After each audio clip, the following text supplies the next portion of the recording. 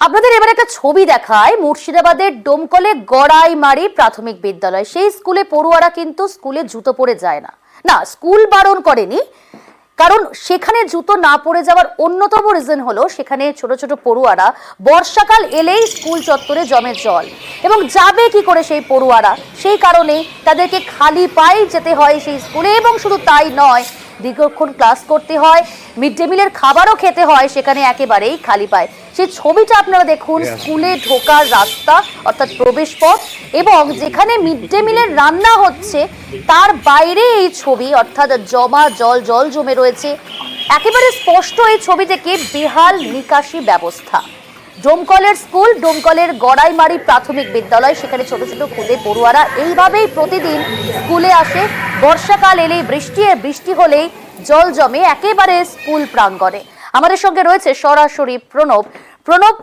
প্রথমেই জানতে চাইবো যে দীর্ঘদিন ধরে এই বেহাল নিকাশি ব্যবস্থা, এই অভিযোগ তুলছে স্কুল, এবং শুধু তাই নয়, পড়ুয়ারা খালি পায়ে আসছে, মিড ডে মিলের রান্না হচ্ছে, তার বাইরে এরকম একটা পরিবেশ। প্রশাসন কি এখনো কোনো ব্যবস্থা নিল বা ব্যবস্থা নেওয়ার আশ্বাস দিল?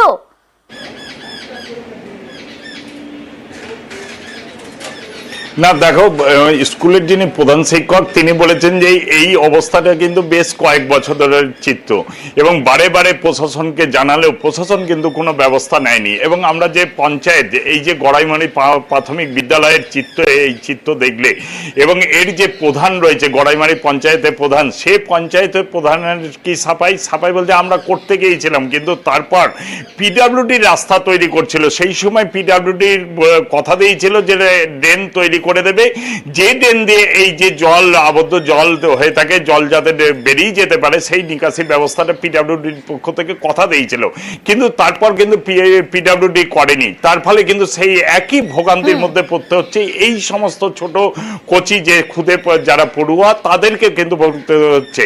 এবং কয়েকদিনের বৃষ্টিতেই এইভাবে জল কিন্তু পুরো জমে রয়েছে স্কুল চত্বরে। সবচেয়ে বড় ব্যাপার যে এখানে খাবার খেতে যায়, মিড ডে মিল, সেখানেও দেখো তোমার জল জমে রয়েছে, এবং বেশ কয়েকদিন ধরে জমা জলে তোমার দুর্গন্ধ পর্যন্ত ছড়িয়ে পড়ে। তার ফলে কিন্তু স্কুলের যে উপস্থিতির হার সেটাও কিন্তু দিন দিন কমতে থাকে, এবং আবার যে বৃষ্টি হবে সেই বৃষ্টিও কিন্তু জল নেমে যাওয়ার ব্যবস্থা নেই, এবং তার ফলে কিন্তু জল জমা থাকে। এবং তারপর সেই কারণে কিন্তু সেই জমা জলের মধ্যে দিয়ে যেরকম স্কুলে ঢুকতে হয়, ঠিক মিড ডে মিলের খাবার বা কোনো শৌচাগারে গেলে সেই জলের উপর দিয়েই যেতে হয়। তার ফলে কিন্তু বাচ্চাদের ভোগান্তির শেষ থাকে না। এবং স্কুলের প্রধান শিক্ষক বলছেন যে স্কুলের যিনি এআই রয়েছেন, সেই এসআই অফ স্কুল, তার কাছে আবেদন জমা দেওয়া হয়েছে, ডিআই এর কাছে জানিয়েও কোনো কাজ হয়নি এখনো পর্যন্ত। বেশ, শোনাবো দর্শকদের। শিক্ষক, ওই স্কুলের শিক্ষক এবং প্রধান শিক্ষক, তাদের কি অভিযোগ, তাদের কি বক্তব্য? জলের মধ্যে ছাত্রছাত্রীদের অনেকটাই অসুবিধা, ওরা স্কুলে আসতে অসুবিধা, ছাত্র উপস্থিতির হার কম, পড়ে যাচ্ছে, আমরা ছুটি দিয়ে দিচ্ছি।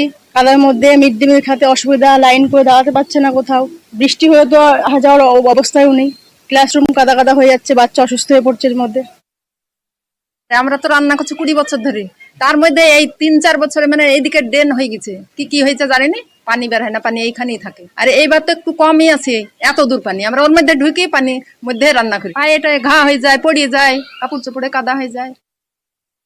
আমার বিদ্যালয়ে যারা আগে শিক্ষক শিক্ষিকা আছেন ওনাদের কাছে আমার শোনা যে এই স্কুলের সমস্যা প্রায় 10 থেকে 12 বছর ধরে। ডোমকল সমষ্টি উন্নয়ন আধিকারিকের কাছে আমি লিখিত বিষয়টা জানিয়েছিলাম, তারপরে ওনার পক্ষ থেকে এখনো পর্যন্ত কোনো সদর্থক ভূমিকা উনি গ্রহণ করেননি। গড়াইমারি জিপির প্রধান হাসানুজ্জামান ওরফে মন্টু সাহেব, ওনাকেও আমি বিষয়টা মৌখিক জানিয়েছি। উনি আমাকে আশ্বস্ত করেছেন যে পঞ্চায়েতের বিশেষ করে 100 দিন বা যে কোনো প্রকল্পের মাধ্যম দিয়ে যদি সম্ভব হয় তাহলে এখানে মাটি তুলে অন্তত পঠন যাতে বিঘ্নিত নয় সেই বিষয়ে উনি আমাকে আশ্বস্ত করেছেন।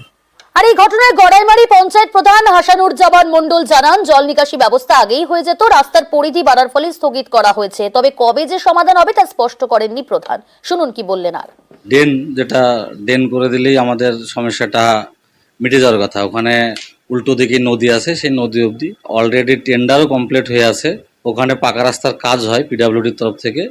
তাতে পিডাব্লিউডির অফিসাররা আমাদের সঙ্গে যোগাযোগ করে বলে, দাদা ড্রেনটা একটু স্টপ রাখা ভালো, কারণ আমরা রাস্তার বেসটা একটু বাড়াবো, তার কারণে আমরা ড্রেনটা একটু পিছিয়ে গেলাম, নাহলে এই বর্ষার আগেই ওই জলের ব্যবস্থাটা আমরা করতে পারতাম।